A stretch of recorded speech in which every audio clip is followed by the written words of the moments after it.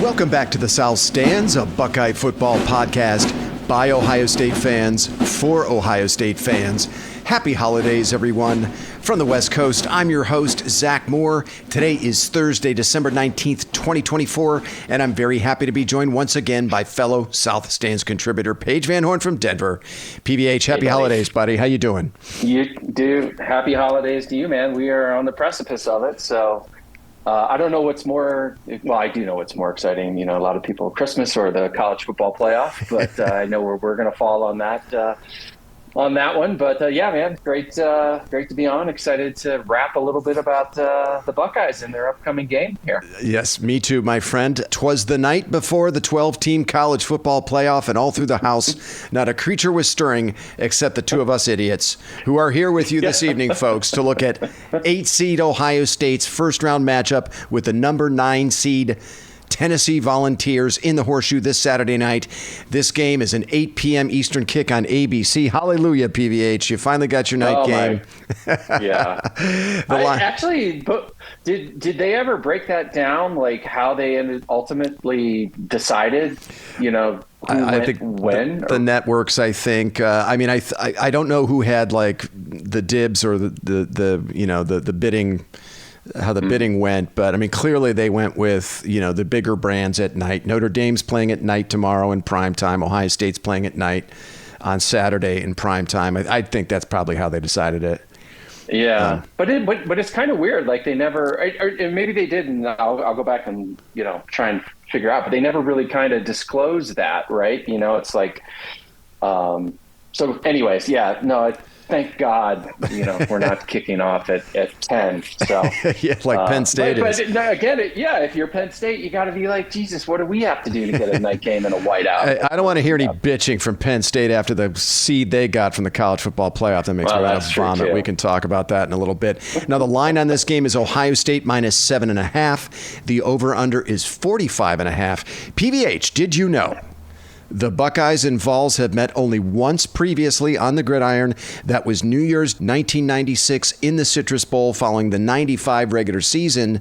Tennessee quarterback Peyton Manning led the Vols to a 20-14 win over Heisman winner Eddie George and the Buckeyes. There's some interesting parallels to that era of Ohio State football and what's happening now. You've made some of those parallels, I think, on you pointed them out on this pod previously. Not unlike this year's squad, the 95 team loaded with NFL talent, Eddie George, Terry Glenn, Orlando Pace, Sean Springs, Mike Vrabel, appeared to be cruising to a Big Ten title until an upset loss to Tim Biakabatuka and Michigan ruined that dream. Sound familiar? Yeah. And those Buckeyes were led by an embattled head coach by the name of John Cooper, who, like Ryan Day, had multiple seasons ruined by upset losses to Michigan. Another did you know, PVH, this Saturday will be the first visit by an SEC opponent to the Horseshoe since LSU in September of 1988. I was actually at that game. It was the lone bright spot in a dreadful first season of John Cooper at the helm. The Buckeyes rallied from a 33-20 deficit with 4:30 to play to upset the number 7 ranked Tigers, 36-33. But that's how long it's been since an SEC team. Of course you were there. That's hilarious. Of course I was there. The 17-year-old version of me was there. I was still in high school at the time. Were you in college at that point, or were you still in high school in '88? Because you're a couple years ahead of me. I graduated '88, so I would have been, that was my first year. Oh wow, okay. So chances would I have been there? Yeah, maybe. Yeah, I guess. Bobby Olive. My memory's not the steel trap door like yours, so I can't remember. If I was drinking Natty Lights in the front lawn of the Python house beforehand, and probably don't remember much of the game. I remember Bobby Olive catching the game-winning touchdown. He had a bunch of last-minute game-winning touchdowns in his career at Ohio State. This is a guy that lost in Buckeye history, especially at that position, with all the great players that they've had over the years. But I do remember that, and those were the dark days of Ohio State football, man. That was the absolute low point. I think that Ohio State team in 1988 only won 4 games. But that was the last time an SEC team visited the Horseshoe. So a historic moment. That's crazy. Yeah, on Saturday. And that team only won 4. God, could you imagine if Ohio State only won 4 games, like in the modern time, I mean, man, unthinkable. They would burn the city down. There would be nothing left. It'd be just smoldering ashes and rubble if that were to take place. I believe they were 4-6-1 that season, if I'm not mistaken, and that win over LSU was one of the only wins that they had. So, all right, buddy, why don't we do this? Let's start by having a look at the Tennessee offense against the Buckeye defense, and then we'll flip it around as we like to do and look up the matchup on the other side of the ball. I'm going to go through some stats as I want to do in these big game pods, and then I want to get your take on what you'll be looking for when Tennessee has the ball against the Buckeye defense. Now, Tennessee comes into this game 8th nationally in total offense. They average 463 yards per game, but they're only 33rd nationally in offensive yards per play at 6.26 yards. They're 8th nationally in scoring offense, averaging 37 points per game. They're 9th nationally in rushing offense, and that's what they do best, PBH. They average 232 yards rushing per game. They're only 62nd nationally in passing offense, averaging 231 yards per game. And they've had a little trouble protecting the quarterback. The Vols are 71st nationally in sacks. They've allowed 26 sacks this season. And they've not been very efficient in the red zone either. Tennessee is only 65th nationally in red zone touchdown percentage. And they're not super explosive as an offense either. Only 63rd nationally in scrimmage plays of 30-plus yards and 39th nationally in scrimmage plays of 40-plus yards. So that's something to keep in mind as we think about this matchup with the Ohio State defense. Now, the offense is led by redshirt freshman quarterback Nico Imialiava. Imialiava comes into this game with just over 2,500 yards passing, 19 touchdown passes, and 5 INTs. And by the way, PBH, if it's easier for you, you can just refer to him as Nico. That last name's a handful. Imialiava is completing 65.7% of his passes at 8.3 yards per attempt. He's been sacked 24 times. By comparison, Will Howard's only been sacked 10 times. So they really have had trouble protecting him. Now, at 6'6", 215 pounds, Imialiava was a 5-star prospect out of Downey, California, the number 2 overall player in the 2023 class, according to 24/7 Sports. He's dripping with talent, and he's also a very capable runner, PBH. Adjusted for sack yardage, Imialiava has 434 yards rushing this season at 6.7 yards per attempt. But the engine that makes this Vols offense go is junior running back Dylan Sampson. Sampson led the SEC in rushing yards with 1,485 and rushing touchdowns with 22 this season. He was named the SEC Offensive Player of the Year. At 5'11", 201 pounds, Sampson's not a big back, and at 5.8 yards per carry, he's not the most explosive back either. I mean, if you consider some of the other backs in the CFP field, like Ashton Genty of Boise State, Jeremiah Love of Notre Dame, and even Travion Henderson, those backs are all in the neighborhood of 7 yards per carry, and Sampson isn't anywhere close to that, but he's been very consistent. He was held under 100 yards rushing only twice this season, and one of those games was a 56-0 blowout at UTEP at the end of November. That was a game in which Sampson only had 11 carries. He was on the bench before the fourth quarter.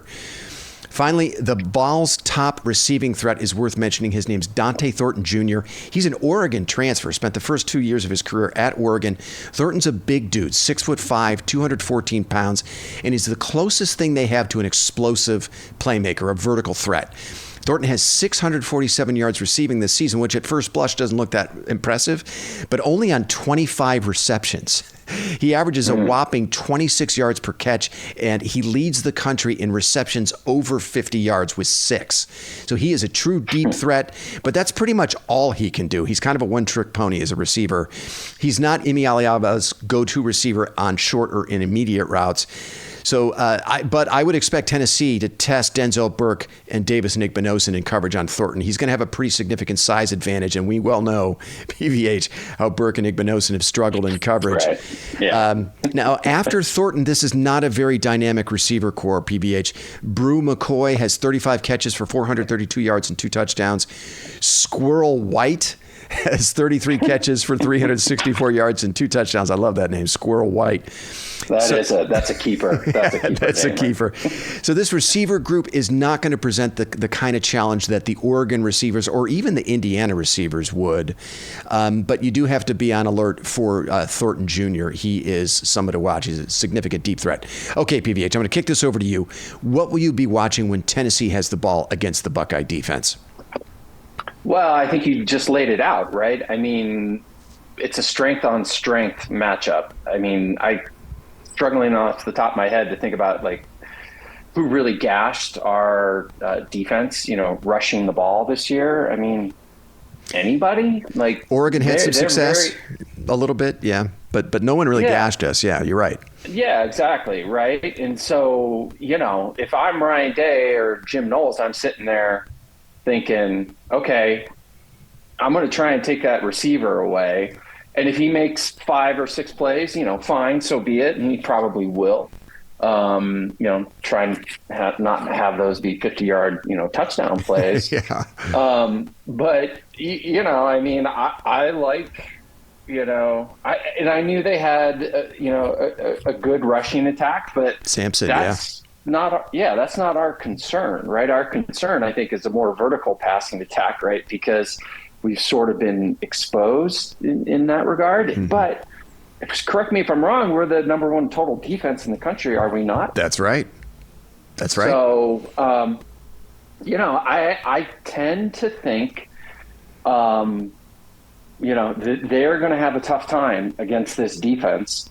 And, we can, I don't even know that we necessarily need to load the box, stop the run, and then make that kid beat you with the vertical passing game. And that would be sort of my overall approach if I'm Jim Knowles. And, if that's the way it ultimately plays out, I like our chances. I mean, part of me, and then sort of taking a step back, right, thinking about this game just in general, for all of the consternation that we've had since the Michigan game and stuff like that, I mean, does this team have a defense that's good enough that we can ride, and I don't want to get ahead of ourselves here, right? But, I guess at least to win this game. And my answer to that would be, yeah, absolutely. I think so.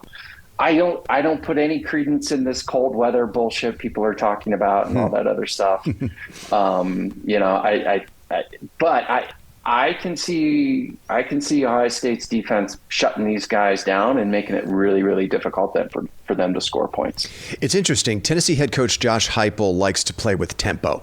The Vols have run 888 offensive plays this season. That's 19th Hallelujah. Nationally. Yeah, exactly. Hallelujah. Ohio State is probably going to get more than one possession in the first quarter. How about that? Jeez, what a concept. But that's 19th nationally. I guess we can call that pace of play, right? There are some other metrics I think that kind of define pace of play. But if we're just talking about the sheer number of offensive plays, they're 19th nationally. Tennessee is. By comparison, the Buckeye offense has run only 749 plays this season. That's tied for 114th nationally. So Heupel's going to use tempo to his advantage in this game. Now, I heard Doug Lesmerises and Bill Landis on Kings of the North talk about the spacing that Heupel also uses in his formations that helps give him an advantage. He likes to spread the opposing defenses out. He uses unusually wide splits with his receivers that open up the middle of the field. And those create throwing lanes for Emi Aliava, and they often create a light box for Dylan Sampson to run into. It was an interesting debate between Lesmerises and Landis about the Tennessee offense against this Buckeye defense, because Lesmerises is kind of like you. I mean, he thinks the Tennessee offense is a fraud. I mean, if you think about their offensive stats have been propped up by a terrible non-conference schedule. And remember, they only play 8 conference games in the SEC, so they played 4 non-cons. Well, and I don't want to interrupt you, but I'm sitting here staring at the schedule, right? I mean, and you play UTEP again, the SEC gimme game, the 10th game or the right 11th before game rivalry year, game, right. And so I actually, before this, I added up, I was just curious, how many points did they score, and then divided by 12. But I mean, come on, they beat Kent State 71-0. I mean, dude, that is not murderer's row of a schedule. No. And by any SEC standards, right? So come on. Yeah, I mean, they opened the season. I was going to go through that part of the schedule. They opened the season scoring 69 against Chattanooga, then 51 against NC State, and then 71 against Kent State. And then, as you mentioned, they've scored 56 on November 23rd against UTEP.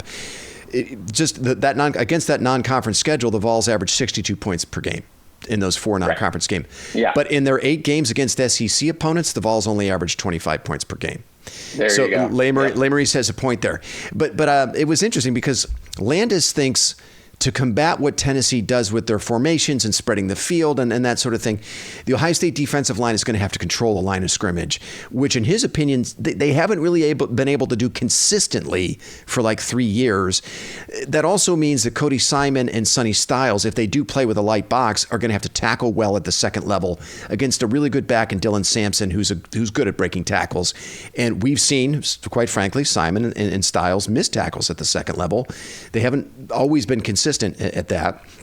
And then finally, what Tennessee does formationally forces a lot of one-on-one coverage with corners. And, that means Denzel Burke and Davison Igbinosun are going to have to hold up in one-on-one coverage. And we've seen them struggle to do that consistently. Now, this is Landis's view. He is worried about Dante Thornton Jr. in the vertical passing game. He does present a matchup challenge for Ohio State with his size and speed. But I'm a little more aligned with Doug here. I mean, after their center, Cooper Mays, who was a Remington finalist along with Seth McLaughlin, the Tennessee offensive line is very average. As I mentioned, they've had trouble protecting Imi Aliaba. Their receiver group has one guy you really have to worry about. We've mentioned him. That's in Thornton, who's a one-trick pony, right? And, you have a redshirt freshman quarterback from California playing on the road in 20-degree temperatures.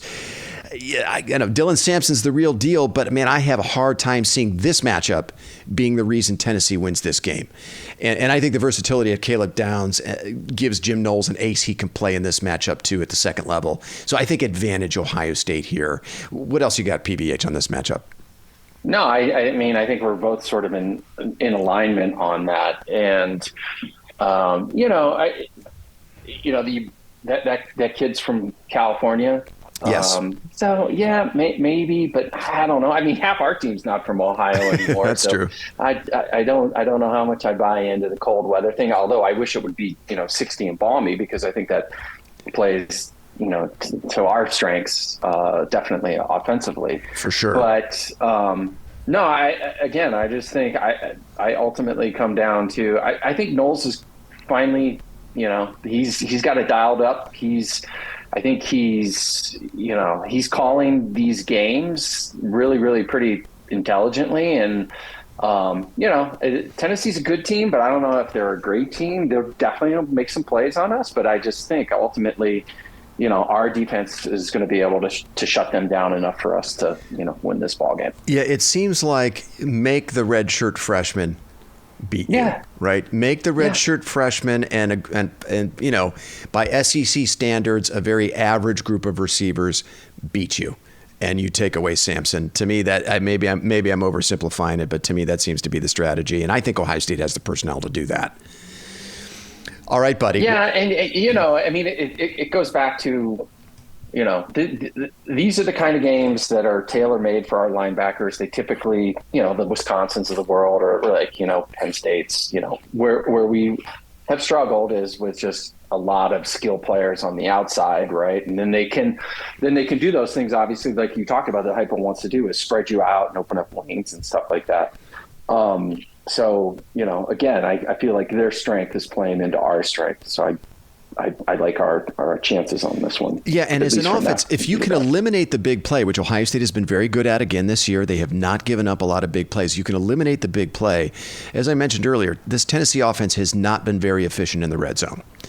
They do have trouble converting their red zone trips into touchdowns, and Ohio State is number one in the country as a defense in an opponent red zone touchdown percentage. I mean, by a very wide margin. So that's another thing that plays into our strengths. Do they have a guy that can kick field goals? Do we have a guy that can actually, we don't, because we haven't even announced who our field goal kicker is. But, I watch did it come down to that. I did well, and that is something to consider. Given that it is going to be cold, a little bit windy. I don't think it's going to be overwhelmingly windy, but cold weather game, two good defenses. It could come down to the kicking game. And I did actually look at Max Gilbert, their place kickers, conversion percentage. Sure, of course and you did. Totally. And he is 3 of 6 on kicks of 50 yards or longer. And he's 4 of 6 on kicks between 40 and 49 yards. So not bad. He can kick. He can. He can hit long field goals. His long this season is 52. So I mean, I don't know, but it seems to be for college. That's pretty damn exceptional. I mean, it's standard, protocol in the NFL, but definitely not in college. And especially 40 to 49, he's 4'6". Yeah. Not bad. Pretty good. Yeah. I mean, advantage Tennessee there. Okay, buddy, why don't we flip this around and have a look at the matchup that really concerns me in this game, and that's the Ohio State offense against an excellent athletic Tennessee defense. Now, Tennessee comes into this game fourth nationally in total defense, defensive yards per play, and scoring defense. They're only allowing 278 yards per game and 13.9 points per game. They're eighth nationally against the run. They're not quite as good against the pass, but they're certainly not bad in that stat. They're 17th nationally, allowing 179 yards passing per game. The Vols are 10th nationally in tackles for loss, but only 41st nationally in sacks. So the bulk of their lost yardage plays have come against the run. They do a decent job of creating turnovers. The Vols are 34th nationally in takeaways with 20. Where the Tennessee defense has been exceptional is getting off the field on third down. They're fifth nationally at opponent third down conversion percentage. And they're also very good in the red zone. Like the Ohio State defense, the Vols are fourth nationally in opponent red zone touchdown percentage. But the Ohio State defense is 10 full percentage points better than the Vols. That's how far ahead the Ohio State defense is ahead of the field in red zone touchdown percentage. Now, the Vols are led by star defensive end James Pierce Jr. Pierce was a first-team All-SEC selection this season. He is their leader in pressures with 53 and sacks with 7.5. He's similar in skill and athleticism to Penn State's Abdul Carter, PVH. Now, Pierce is the Vols' third highest graded defender according to PFF with an overall grade of 86, and naturally, he has their highest PFF grade for pass rush of 89.2. He is a surefire first-round NFL draft pick, maybe not top 10, top 15, but somewhere probably mid to late first round. At least that's what the projections are saying. He's maybe not quite as good or celebrated as Abdul Carter, but certainly a player that can give Ohio State's patchwork offensive line some problems on Saturday night. Pierce headlines a very deep, athletic Tennessee defensive line that'll rotate as many as 11 different players on Saturday, buddy.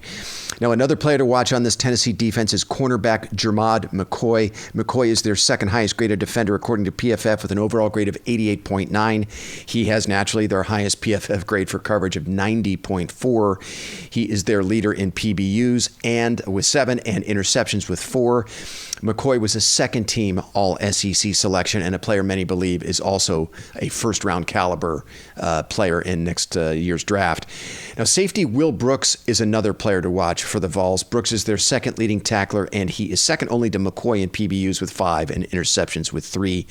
Brooks he's not unlike one of Ohio State's safeties, right? He's just solid across the board. All of his PFF grades in the mid to high 70s in coverage against the run and in tackling. He's a very good player to watch. And I think the weakness of the Tennessee defense is probably at linebacker. They're just kind of average there with Arian Carter and Jeremiah Tolander. They're both grading out in the low 60s according to PFF. So not bad, but not super exceptional either.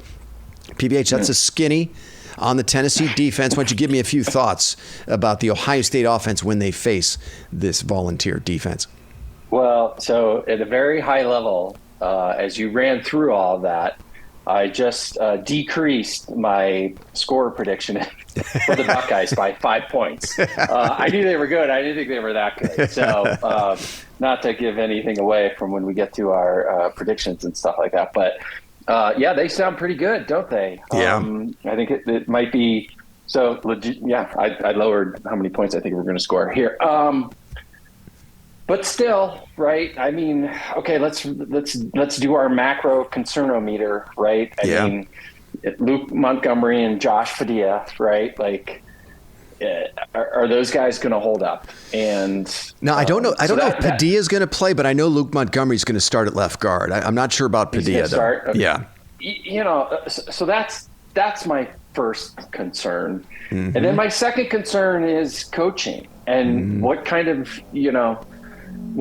game are you guys going to call? And I guess I'm still perplexed how two men that are supposedly the best offensive minds in college football making a combined, $14 million a year, $12 million a year can call that game against Michigan. I know. And then, then after the fact say, yeah, we didn't get the ball to our score. We didn't do this or that. And it's like, dude, everybody on the effing planet that was watching that game was screaming the same things. Like, God. so I know.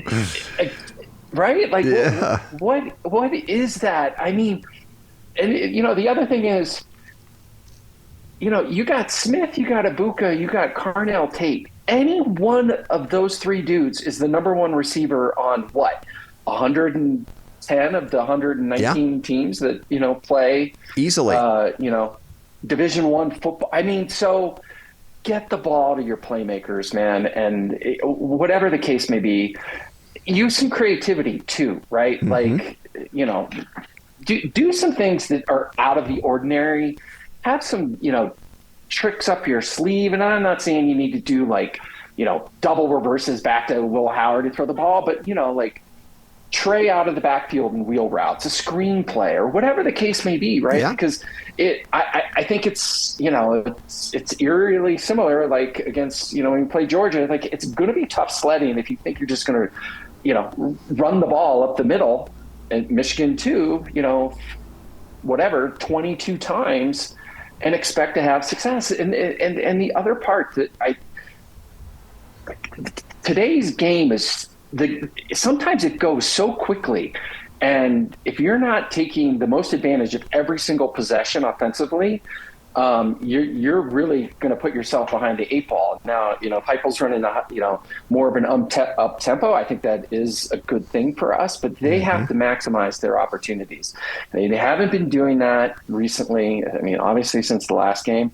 So to me, at the end of the day, and this is the third macro concernometer is, and I think it's for this game and it's for the rest. We will ride as far as Mr. Howard takes us. Mm-hmm. And I'm willing to live, with an interception or two, as long as it's not a catastrophic like pick six, right? Rather than doing what they did against Michigan, right? Where, it just became just so frustratingly sort of one dimensional. So if Howard has he's going to have a good game. I don't think he needs to have a great game for us to win it, but he can't have a terrible game. He can't have catastrophic mistakes. And so, again, it's getting the ball to our playmakers. And, I'd love to see Smith get 15 touches, but you know what? I'd be just as happy as if, Tate and Ibuka got 2 touchdowns each, right? Because then maybe all the onus is on Smith. I don't think they're going to be able to run the ball, with a ton of efficiency against this defense. Mm-hmm. So those are the things that I would hope they do. And then I think if they do it, then we're going to be in good shape. There are 2 areas in this matchup that have me pretty concerned for the Buckeyes. What you had 3, I've got 2. The patchwork offensive line is one of them, and a mistake-prone quarterback is the other. As you mentioned from the reports, it looks like Ohio State has done more tinkering on the offensive line, and Luke Montgomery, who's played 77 snaps this year and has not seen any live game action since Northwestern, will now start at left guard. Tegra Shabola, who struggled mightily at right guard, will rotate at that spot, according to reports, with Austin Sarabelt on Saturday. PVH, it's mid-December. You're facing a top-5 defense with an NFL pass rusher in a win-or-go-home playoff game. This is not the time to be reshuffling your offensive line, but that's where we are. And I don't think I really need to spell out my concerns beyond that. And the last time we saw Will Howard, again, you've already touched on this, he threw 2 devastating picks against Michigan. I don't know that I would give him quite that much of a leash with 2 more turnovers, because when he does throw them, they're catastrophic. As we remember against Michigan, one of them set up Michigan's only touchdown. The other was inside the Michigan 20.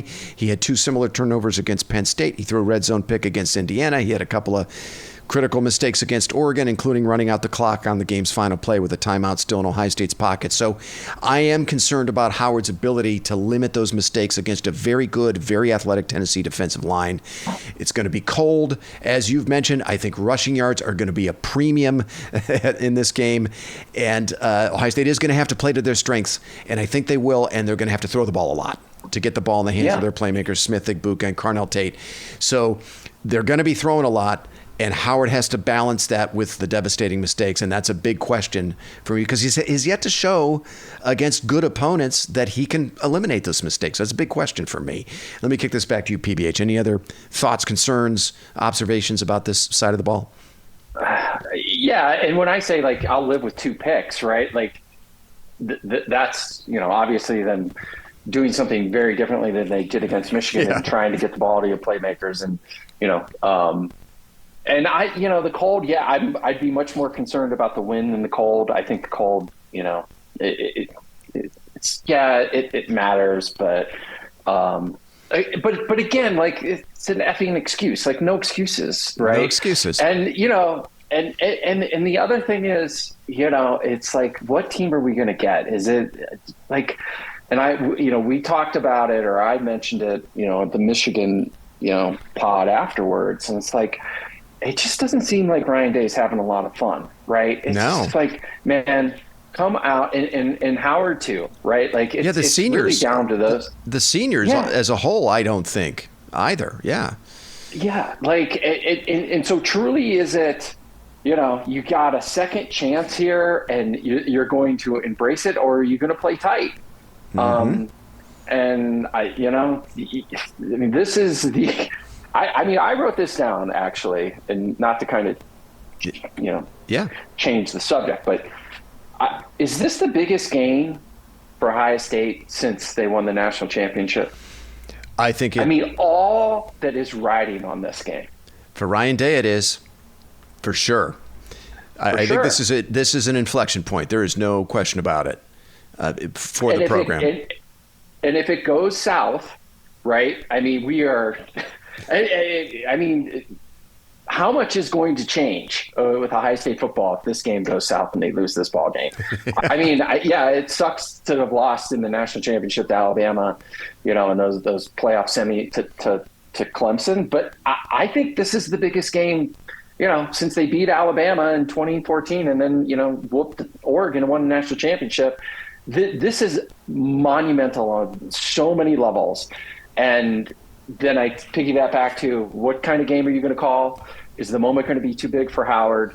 And I think that's ultimately where this game gets decided. I agree with all that. I think you've led us perfectly into the concernometer. Let's fire up the concernometer, PBH. Why don't you give me your concernometer readout for this game?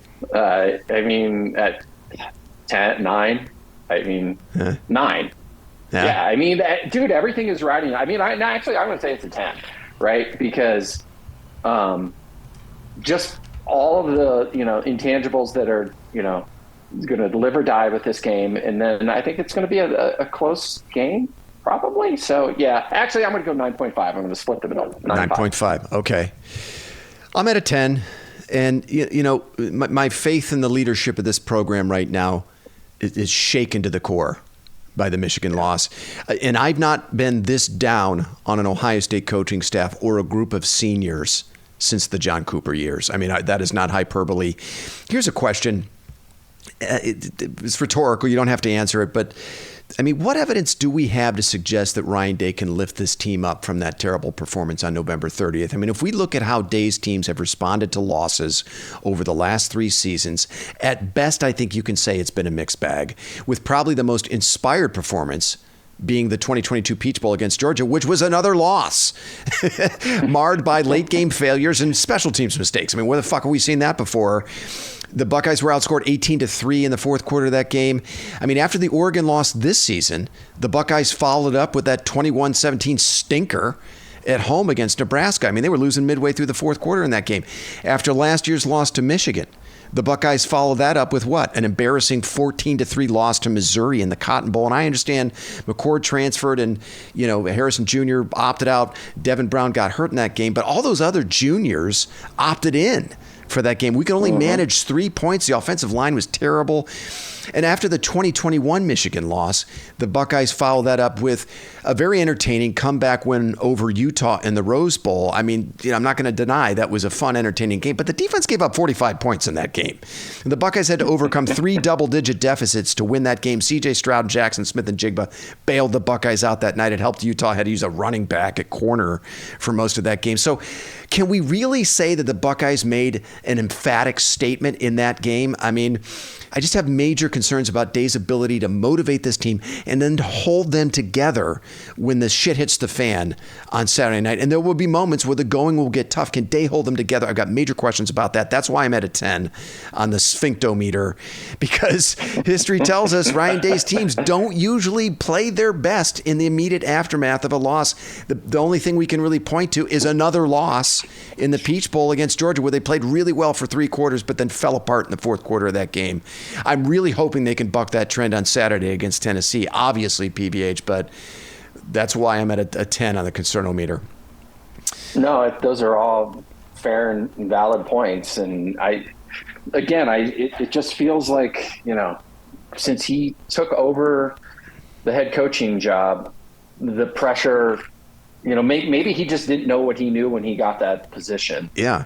And it's just built and built and built. And it's, I mean, everybody in the world can feel it, right? We can all feel the weight of the world that's sitting on Ryan Day's shoulders. Yeah. And I think he has got to find a way to just throw caution to the wind and just, and not let it affect him. But to your point, that's going to be, easier, harder said than done. Does he have it in him? Yeah, there's really no anecdotal evidence that he does, but here we are. Here we are, hoping perhaps against hope that it'll happen. Here's a thought I had, too, before we go into our score predictions. Here's a thought I had that was troubling. When Ryan Day took the helm in 2019, Ohio State, they were the kings of the Big Ten. They were the 2-time defending Big Ten champions at that point. And if we take a snapshot of where things are today, where would you say Ohio State ranks within its own conference? Oh, I mean, yeah, third. I mean, exactly, yeah. Third. Behind Michigan and Oregon. And if you look at since 2021, Ryan Day is 0-6 against Michigan and Oregon.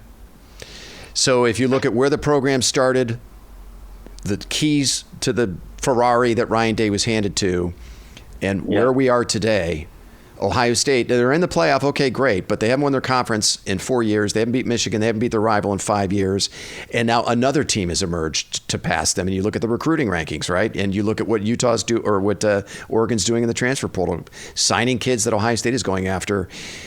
This isn't just, Ohio State fans holding the program to a ridiculous standard, right? I mean, there is real material slippage in the program standing within its own conference. I mean, that's inarguable. And that's part of the reason that I'm so concerned heading into this game and so concerned about the future of this program and have major questions about whether or not Ryan Day is the man to lead this program going forward. Okay, PBH. Let's get to some score predictions. Again, the line is Ohio State minus 7.5. The over-under is 45.5. Now, according to the Weather Channel, the forecast is calling for highs in the 30s and a low of 12 degrees with winds at about 11 miles per hour. Now, this is a night game, so you figure the temperature at kick is going to be where? Conservatively in the 20s, perhaps even lower than that. It's going to be cold. So give me your score prediction, buddy. How do you see this one playing out? Yeah, so I mean, I'm going to roll with them. I mean, I could see them blowing this game, but I did have it 35 for Ohio State. I took it down another 2 after you gave me the Ryan Day show. So I got them 28-20. 28-20. Okay. And they pull it out. And yeah, man. I mean, I think the other thing, all those things that you said are 100% true. This is the first year of a brand new format. That's right? true. And so, I mean, we wouldn't even be doing this pod if, this were last year, because they'd be playing, whomever in the whatever in the bowl. Cotton Bowl, right? Yeah. Yeah. Right. I mean, they do have, life and, I might be in the minority on this, but if you asked me at the beginning of the season, if you said, hey, they're going to explicitly lose to Michigan, and you are going to doubt them to, the nth degree, and then they roll off 4 and win a national championship. I'm like, yeah, I'll take that. Now, I'm not saying, one is mutually exclusive from the other, but to me, it's much, much more important and impactful to win a national championship. And that is still in front of them. So go do it. Go get it done. By the way, you still have the most talented roster in college football, right? Mm-hmm. I am so sick of fucking people talking about it's the highest paid. Number one, you don't know that, right? Like, how does anybody know that? No, there's no transparency when it comes to NIL. So don't tell me, they paid kids. Guess what? Everybody's paying kids, and maybe, someone's paying kids more, and we have no idea. That part does bother me. They just need to cut out the noise and just let it happen, man. Like, just go play the game that you guys are all capable of playing. We have not seen that from them all year. We haven't seen it. We have what not. This team is capable of. Mm-hmm. So, maybe it's foolhardy to think that why would we see it now? But I mean, at the end of the day, talent usually wins. Give me the smartest guy in the room. Give me the most talented team. That's Ohio State. Maybe outside of Oregon. They can win this game. They can win the whole effing thing. Go do it. Just go do it. All right, buddy. Well, you might have to keep my spirits up over these next couple of weeks, because I have a strong premonition over the next 2 weeks that Ryan Day will coach his last game at Ohio State. I'm just not sure if it's going to be Saturday in the Horseshoe or in the Rose Bowl on January 1st. There's just too many questions and too many important areas for this team to run the table in the playoff. I think, offensive line, quarterback, special teams, and more importantly, look, the ability of this coaching staff to find those extra inches in the margins to win 4 consecutive games of these stakes. I hope you're right. Now, like you, I'm taking the Buckeyes in this one, but only by a whisker, 23-20. I don't feel great about it. I think they could easily lose this game. I think you see it similarly, PVH. I would not be surprised if they do, but get me through this game. I always reserve the right to change my mind. I'm just not feeling super optimistic about their chances in this playoff, PVH. And I'm hoping they can squeak it out, find new life, and onward and upward to the Rose Bowl. Well, yeah, and that is completely sane and logical. But it kind of is the glass half full, is the glass half empty? And they still have, right, the most talented roster, and if they can just, if they can utilize that and just, again, I come back to just have fun, man. Go win you're playing football. Mm-hmm. There's no wars, no battles, nobody's gonna die. Just go win the game. And then the last thing I'll say is, like, we do this, we're not on video, but I'm not growing this fucking mustache for nothing. So I've been growing a mustache now for 2 weeks. And I'm like, I'm just going to do this, and it's going to be for good karma for the Buckeyes. So all right, buddy. If they blow it, I'm shaving. If not, I'm going to roll this thing for another week. Well, hopefully you look like fucking Raleigh Fingers at the end of this run, my friend. You have some handlebar mustache or something. I love it. All right, buddy. Well, look, before I let you go, let's have a look quickly at the other first round games, because I think there's some really interesting matchups, and this is a really fun time of year, right? I mean, these first round games, it's great. It's the start of a whole month of college football, playoff football that I've been looking forward to for the last 9-10 months. So why don't we start with 10 seed Indiana visiting 7 seed Notre Dame. This game is happening tomorrow night. It's an 8 p.m. Eastern kick on ABC. The line is Notre Dame -7. The over-under is 52.5. This game has rock fight potential, PVH. If Indiana can limit the Notre Dame rushing attack and force Riley Leonard to win this game with his arm. These are 2 excellent defensive teams. IU is second nationally in total defense. Notre Dame is 10th. PVH, how do you see this game playing out? Yeah, I think Notre Dame will do to Indiana kind of what we did. I think they went in. I don't even think it'll be particularly close. All right. So and it's at home. It's going to be cold too. But I have Notre Dame 28, Indiana 16. I like the Fighting Irish in this. I'm with you. Yeah, I think they get it done. Yeah, I'm with you. I think the Notre Dame defense will be able to suffocate Curtis Rourke in much the same way Michigan and Ohio State did. They have that level of defense. I like Notre Dame at home to cover as well. I am going to take the under, though. I feel like this is going to be a little lower scoring game. I'm taking the under, but I like Notre Dame to cover. And I think this game will probably be played in maybe the high teens, low 20s. I could see like Notre Dame, 27-13 or something like that. All right, buddy.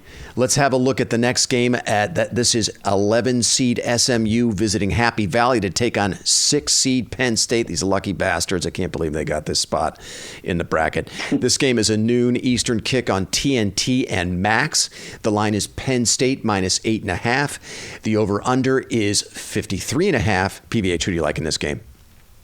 I like Penn State. I mean, I can't even believe SMU is in the first college football playoff. Like, it's just, and in this particular case, the weather and the environment probably does play a factor. Yeah, I agree. I don't know. I mean, Penn 34 I got Penn State 34-14. Oh wow, you like a little high big for Penn State. Okay. But yeah, no, I don't think this is a game. I think SMU gets exposed. It's not even necessarily saying that I think Penn State is that great. I think, to your point, it's just a gift game, and so they're going to beat this team up. I like Penn State as well. I just don't trust James Franklin, though he usually wins when he's the favorite. I like Penn State in a closer one. I don't think they cover, but I do think they win the game. Finally, let's have a look at 12 seed Clemson at number 5 seed Texas. This is a 4 p.m. Eastern kick, also on TNT and Max. The line is Texas minus 12. The over-under is 51.5. I don't think Clemson's any good, PVH, but are we sure Texas is? I mean, who have the Longhorns beat, right? They don't have a win against the committee's top 25. I'll go first. I think the Texas defense is the difference in the game, but I don't think they cover. How do you see this one playing off? Dude, I said the same. I mean, the same thing. Like, there's something amiss with Texas. Yeah. And I didn't watch the first half of the Texas-Georgia game, but I watched the second half, and I'm like, is this team any good? Is Ewers any good? Uh-huh. I think Sark's a great coach. I agree. But Dabo's got a lot of experience. So I'm actually, and the other thing is, there's got to be an upset. So I picked the 3 of them. I got Clemson 28, Texas 27. All right. And, in the NCAA tournament in men's hoop, this is that part of the bracket. The 5-12 seed almost always has one upset in the tournament. So, so here we go. In the first 12-team playoff, you like 12-seeded Clemson. That's a pretty good pick there, PVH. You might be right. I have Texas winning it because of their defense, but I do think it's close. I would not be surprised if we see Texas go to the bench and pull old Manning off the bench because they have done that before and probably should have done it against Georgia. Because Manning's a little bit more dynamic and can give them some things with his legs. But should be an interesting game and a nice appetizer before the Ohio State-Tennessee game. Well, and it goes back to like, hey, you don't want to be, rotating offensive linemen as you're going into the playoff for Ohio State. I don't think you want to be rotating your quarterback as you enter the playoff if you're Texas either. So, I think is maybe the one X factor. Although, but when they brought him in it wasn't against Georgia. Yeah, the first time they played. That's asking a lot. And by the way, like, we can't get Plummer's social calendar to jive up with South Stand's podcast. Oh yeah, he's giving us the high hat lately. We're getting a big time by Chad Plummer, man. Yeah, and let me, before we sign off, let me check my phone because I did give him a call, and no text of any score predictions or anything, and I even gave him a friendly reminder. So, Chad, you lose. Hope you're enjoying your Christmas parties, but we know where your priorities are now. Yeah. All right, my friend. Well, on that note, look, that was a fine effort for a chilly December night. Why don't we end things there? Now, for our listeners, check your feeds for a recap of Ohio State, Tennessee on Sunday afternoon. Until then, thanks so much for listening. Happy holidays, and go Bucks.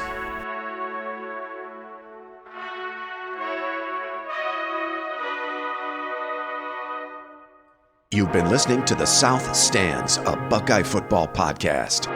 Follow us on X at South_Stands.